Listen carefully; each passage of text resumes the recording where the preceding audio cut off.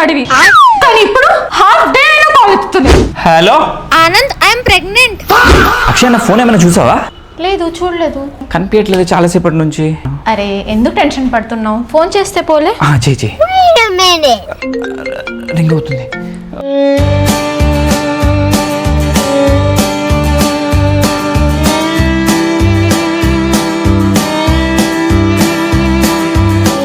ఎక్కడ పోయింది బా?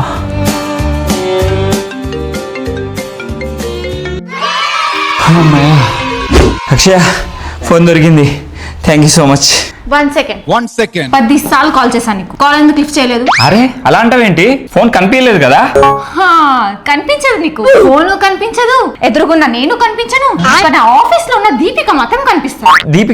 దీపిక ఎందుకు ఇప్పుడు? దీపికని ఒక్క మాట అననివా? ఏంటి అక్షయ్, ఏమైంది నీకు?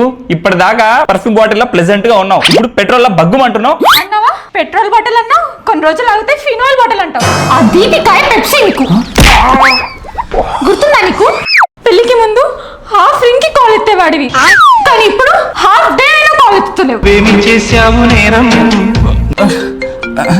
ఎవరది? ఆ దీపికనేనా? ఎత్తు ఫోన్, ఎత్తు, కాల్ లిఫ్ట్ చేయి. Speaker speaker speaker. Hello Anand, I'm pregnant. నాకెందుకు చెప్తున్నావు? తండ్రి కాకపోతే ఇంకెవరు చెప్తారా? కంగ్రాచులేషన్. ఇంకా నీకు నాకు సెట్ కాదు. Let's breakup. కోర్టులో కలుగుతా. అలాంటిది ఏం లేదు. ఏం మాట్లాడుతున్నావు? లీవ్ ఇవ్వాల్సింది నువ్వేగా, నీకు కాకపోతే ఇంకెవరికి చెప్తా? అది కదా ముందు చెప్పాలి. ఇక్కడ నా కొబ్బ కొల్లరైపోయింది. నిన్నెక్కడంతింది పాపం.